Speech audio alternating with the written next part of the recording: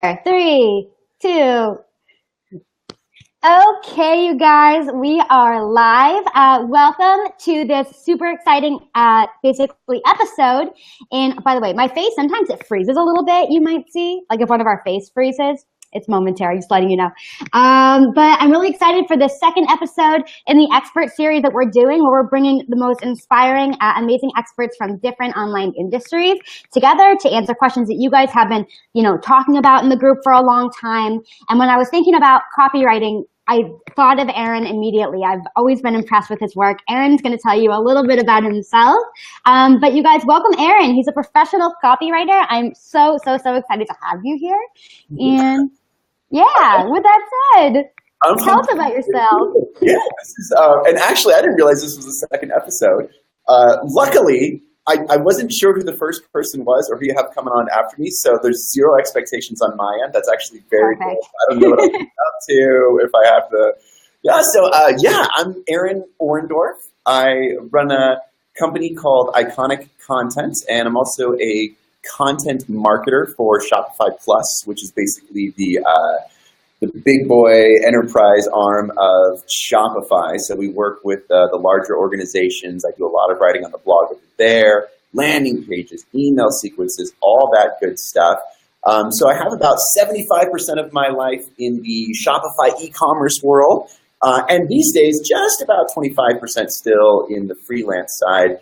But freelance was my bread and butter. That was what got my career started. So I'm pumped to talk about this stuff. Awesome. That is so cool. I would love to learn more about Shopify as well. I know it's been another big thing that people have been talking about. But so tell us, so first of all, where are you in the world? Where I am in the middle of nowhere, Southern Oregon. So I'm just north of the California border in a place called Klamath Falls, Oregon. Doesn't even have a waterfall, but thank goodness for the internet, because I can do everything remotely. So I have zero claims to fame. In fact, I saved my 503 area code from Portland just so I'd look cool from time to time when I give people my phone. Wow.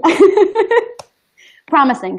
That's awesome. I think that of all the places in Oregon, Southern Oregon is, so I went to the U of O, and Southern Oregon is the best. Yeah, because it's still sunny, at least in Southern Oregon. It's not like rainy all year round, right? Is that a lie?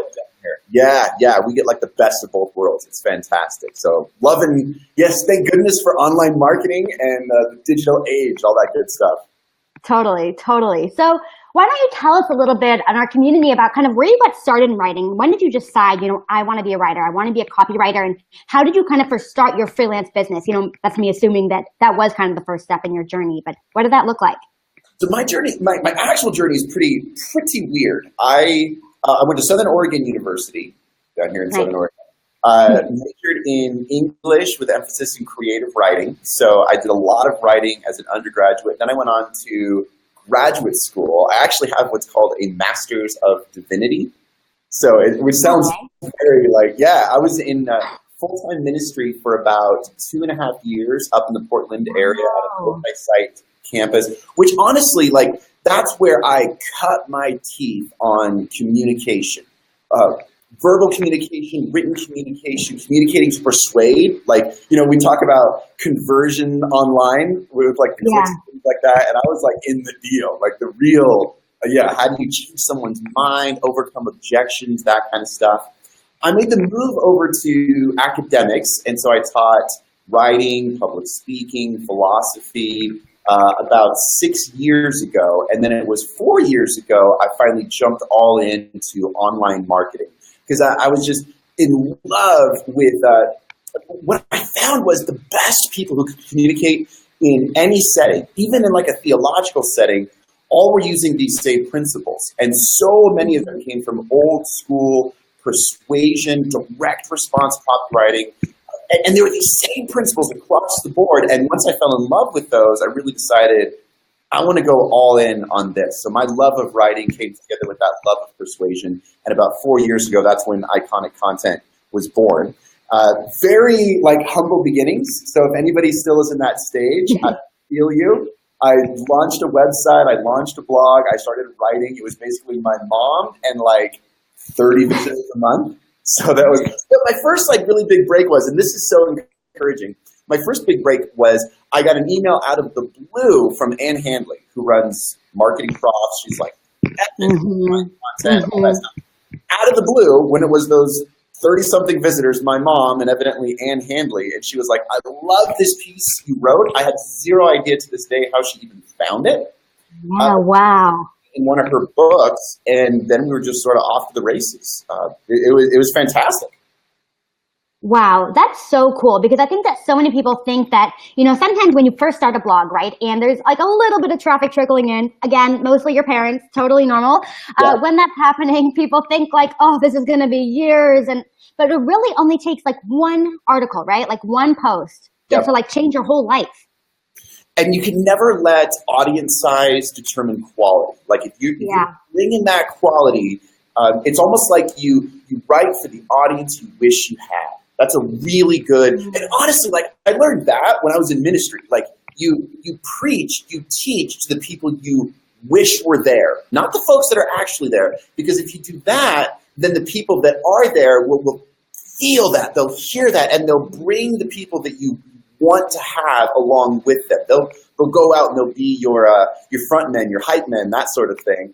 And so, Anne stumbled across my blog, and that really led into my big breakthrough. Wasn't so much just getting featured in the book, because I was like page 200 and something with like a link to my site like written out. So like I'm sure I had zero traffic come from it. But what happened with that is that opened that first relationship for guest posting.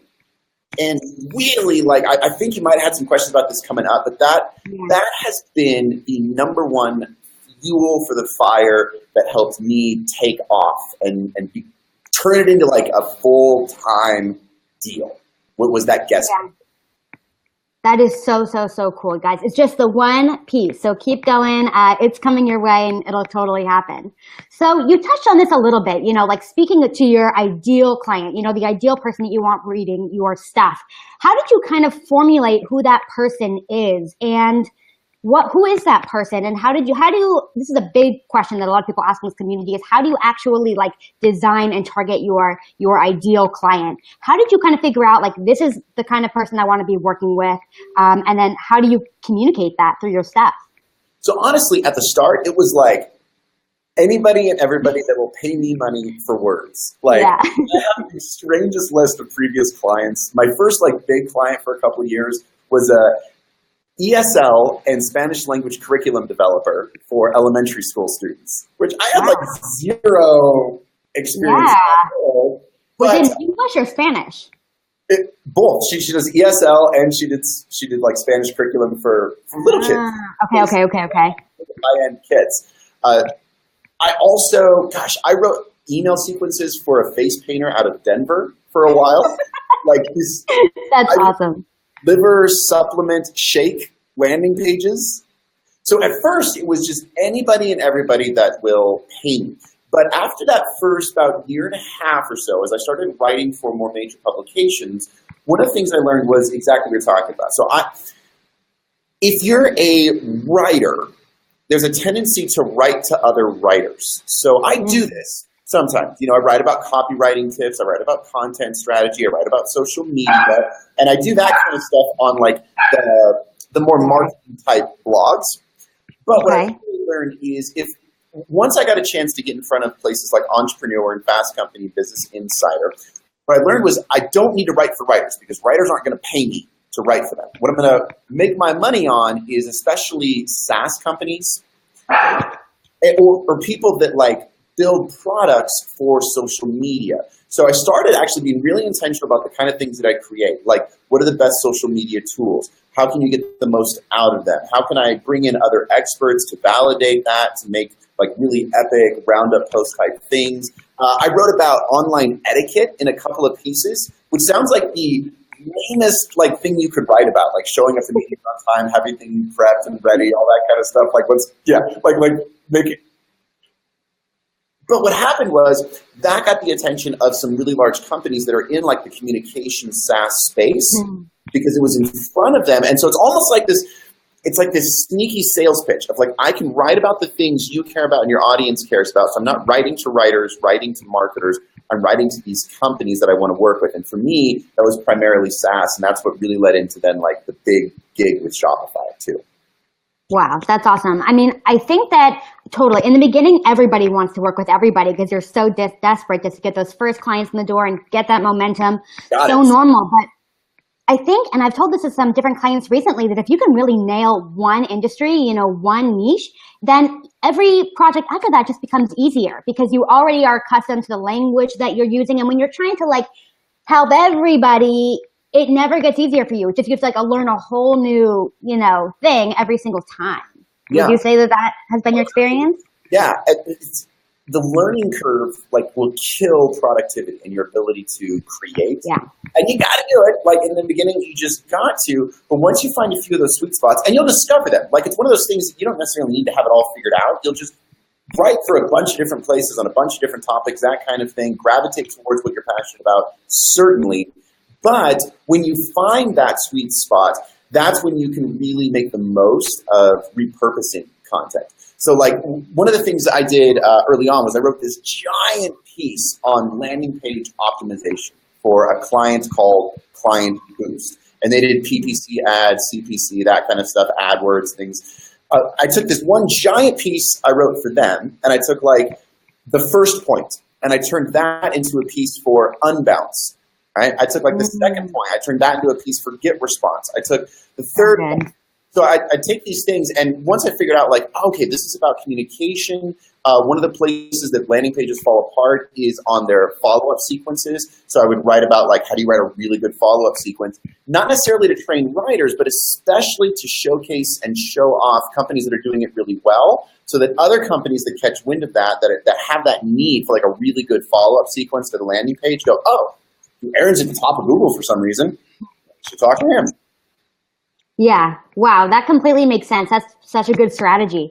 I'm also curious, and I didn't include this in our questions, but how did you get that first client as a writer? Like it makes sense that, once you start doing these shout outs and kind of getting different companies' attention in different ways, it's easier. But that first client, I mean, did you kind of already have that social proof because you were featured in the book, or how did that happen? So my very, very first client was like a friend referral kind of thing. And I worked for them. They were a design development agency.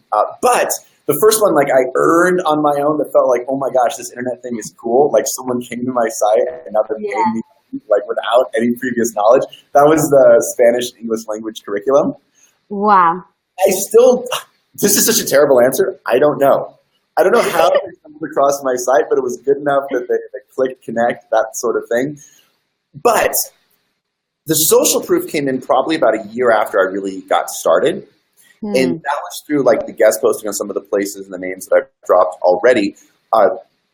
That's probably the best advice I could give to somebody if they are looking to build clients, build a freelancing career, is to find out what are those places inside your niche. Like, for example, I had a fantastic conversation a couple months ago with a young writer who really wants to break into hunting and fishing.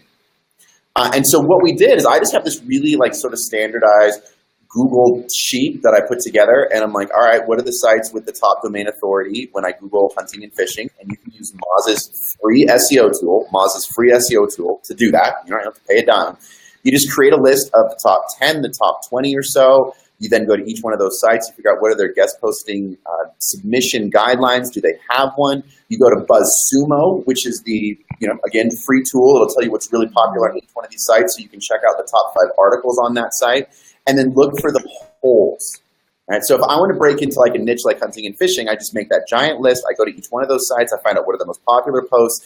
And then if I see that like things like, but this was a great one because what it turned out was they had these great articles on like the top Facebook pages for hunters and fishers and the top YouTube channels, but nothing as far as like hip, slick, and cool hunters and fishers that are on Instagram.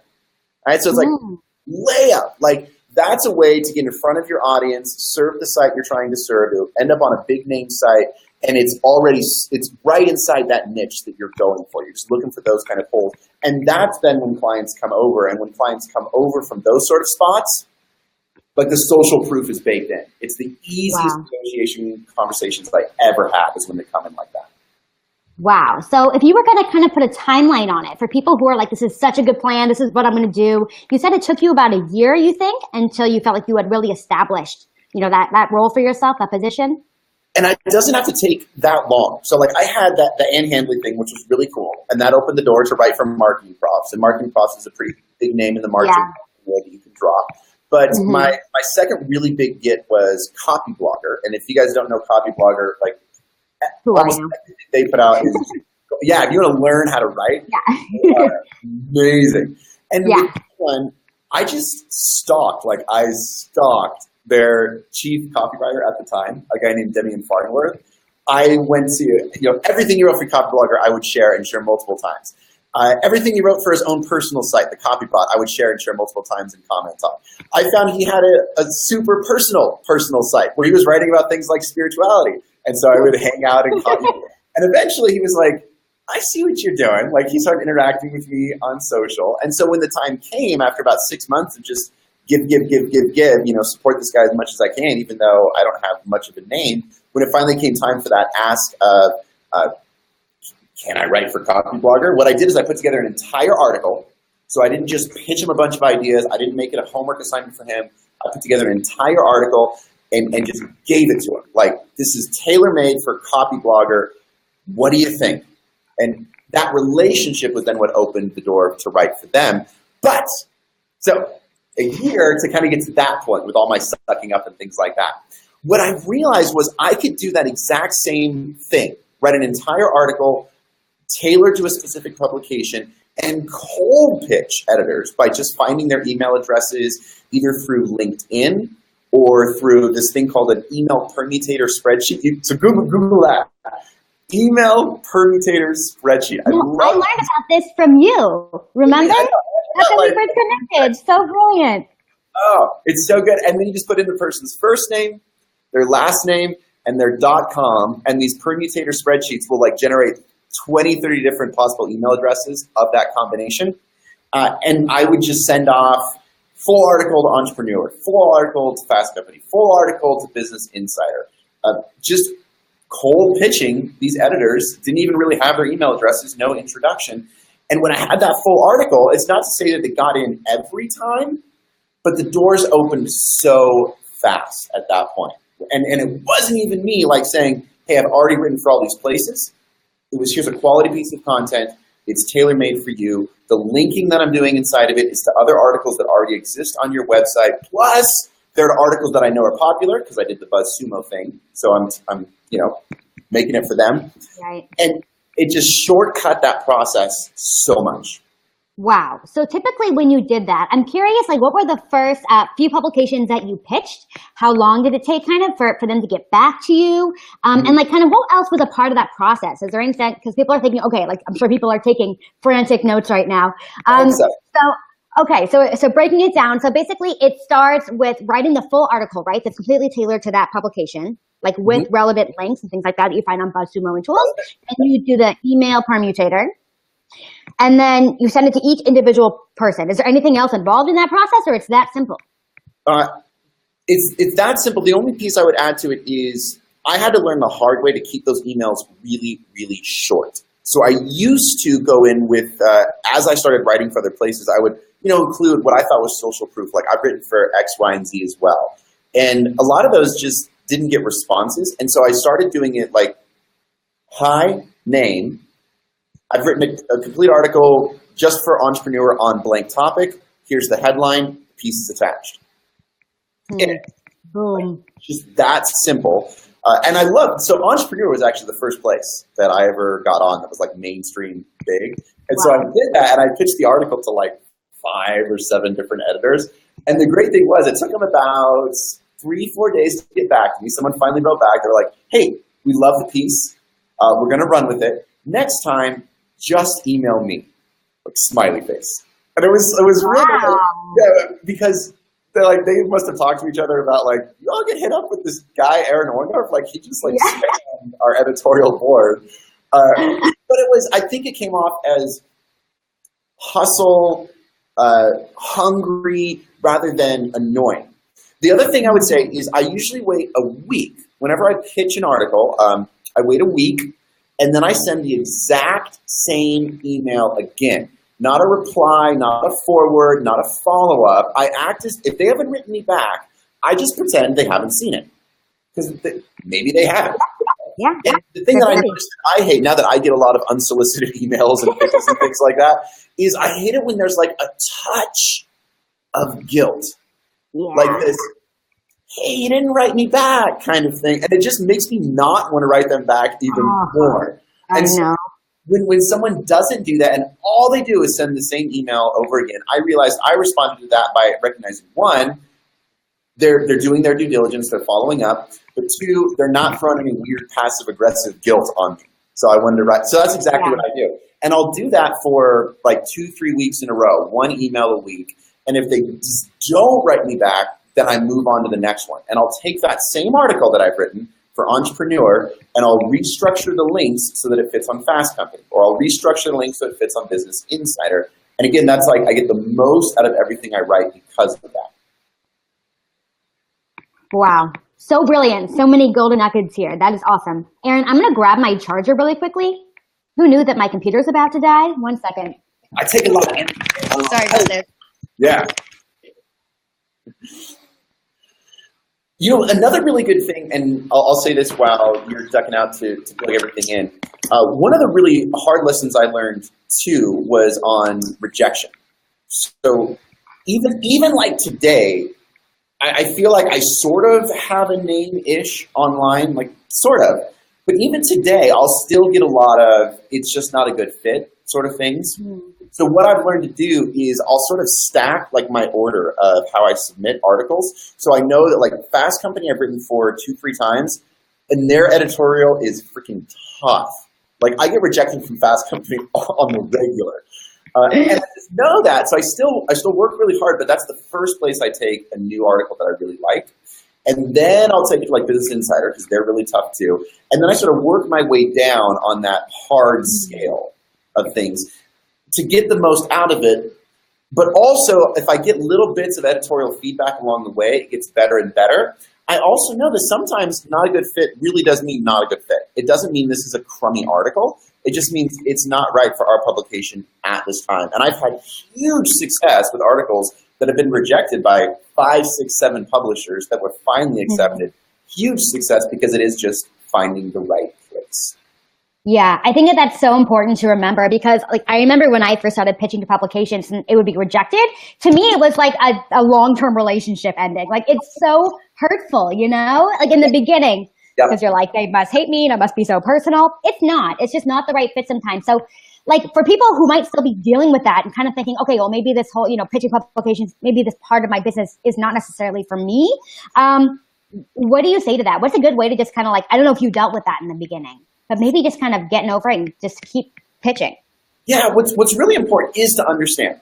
So the guest posting worked really well for me because I'm a freelance writer, or I was a freelance writer. And so I had to get people to pay me to give them words. So to show that I was out there on these big publications was enormous social proof, and it got my name out there way more than writing on my own blog or creating my own content that I owned would have been. That works great if you're in the freelance world. If you're actually selling a product, whether it's a digital product, a SaaS, or a physical product, or e-commerce, I would say do this like way less because it's just like the traffic that's going to come to your site is super minimal. Right? And it's really hard to write about your own product and not have it come off as like an ad that editors see right through. So if you're in the I'm selling my own product thing, then it's way more important to invest in content on your own site, stuff that you own, and just build up your social and bring people into that more organically or through paid means, like just actually paying for the traffic to come in through either Facebook or AdWords are like my 2 favorite go-tos still. If you're in the first category, I just arm myself with this little motto. You've probably seen me say it around online. My little hashtag is let's get rejected. Yeah, that's awesome. Myself with every time I click submit, I click send, it's let's get rejected because I make that the goal. I know the thing that's going to kill me is fear. And so I just want to be the kind of person that does stuff, that puts stuff out there, that goes for it. So I made that rejection the goal. And It's paid off huge. It still stings. It still stings, but I know it's on to the next one. Let's get rejected. Yeah. Just keep amping myself up with that. That's so awesome. Wow. I think that everybody here could take something from that. And what I'm also wondering, so people who are just starting out in their freelancing career, oh, that's a cute frozen face. I can like see on my end of the screen where I was freezing and I'm like, all right, cute, awkward glamour shots here. What I'm wondering, so people who are just getting started, and I think a lot of people are intimidated no matter what, how good writers they are, how good their pieces are, they're just intimidated to pitch these super top tier publications, like Forbes and Entrepreneur. Do you think that, and this is a question that people ask me all the time, like, what are some lower level publications that I'm more likely to get into? And I'm like, I don't know, I don't read those. But what I'm wondering is, what do you think? Like, what do you say to those people and to that question? So there is value in lower tier sites, like lower domain authority, lower traffic sites, if they're really inside your niche, like hunting and fishing, or if you're trying to break into marketing, then there are some good, like some really solid sites that aren't as big as like Copyblogger. Like Miracy is a really good site that Danny Ivy runs, and it's nowhere near as big as something like Copyblogger, but I just had a buddy get an article up on there, and it's performed really well for him. And so in that sense, if it's niche specific, cool, right? Then it's on, and you're in front of the right people. Doesn't matter if it's a smaller audience or not, it's the right people. The other side of the intimidation, don't leave. Virtually all of my success outside of like the marketing niche stuff, Copyblogger and Marketing Profs, has come from just cold pitching.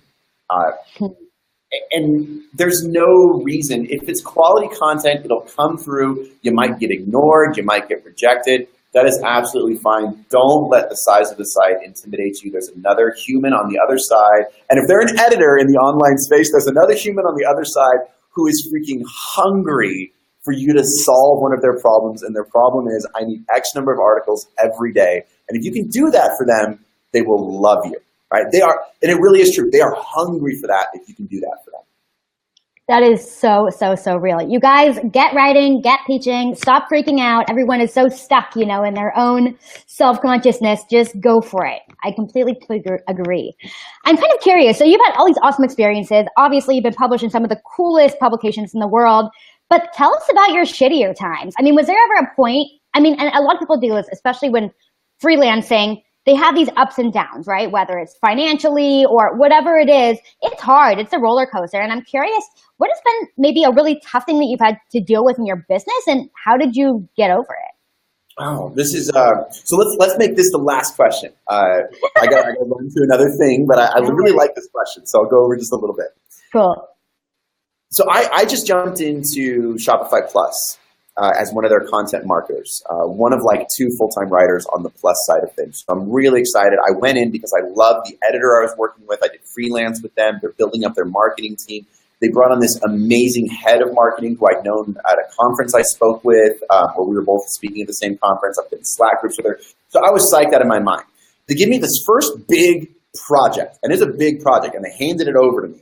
And basically I was like, okay, cool, I'll run with this. So I took it on, I wrote for like 3 weeks. I did a bunch of research, I got it all together, went up to the headquarters because we all got together as the new marketing team, spent a week there. And I brought my pretty little baby into the room in meeting after meeting, all these different pages and Google Docs that I put together. And what it felt like to me was it just got torn apart. No. It was so tough. And it was like, we'd have these individual meetings, an hour each one. And like, it was probably like the hardest situation I've been through in the last year. And by the end of the week, I just felt like, oh my gosh, have I like made the wrong decision? Am I in the wrong profession? Like it was really, really hard, legitimately so.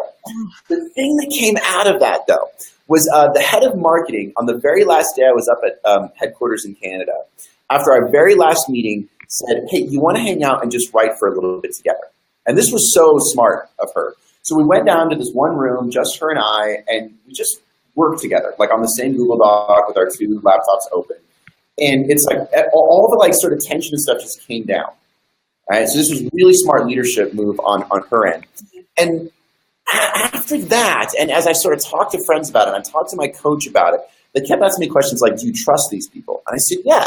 They're like, are these some of the best people in the industry? And I said, yeah. They're like, then them doing this to you is about them wanting a better product at the end, and it's an act of love and service for you to grow. As much as it hurt, that pain is an indication of exactly how much they're investing in you. Mm-hmm. And once I put those lenses on, like I felt I was like dejected and downtrodden and like heartbroken. And once I put those lenses on, I got right back up into it. And now the stuff that project has turned into is head and shoulders, like miles beyond what I could have created on my own. And so I started looking at it like a growth opportunity, like it was an act of love and service on their part to invest in me like that.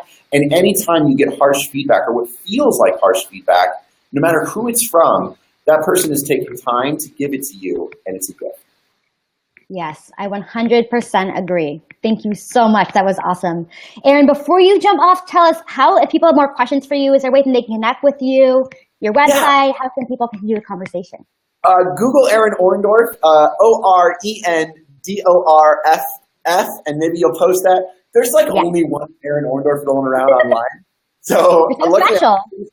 I'm super easy to find on Facebook, on Twitter. If you plug AaronOrendorff.com, you'll get redirected to my website. Just follow my name. I think there's only one of me. Awesome. Perfect. Aaron, thank you so much for being here. This was amazing. We all super appreciate it.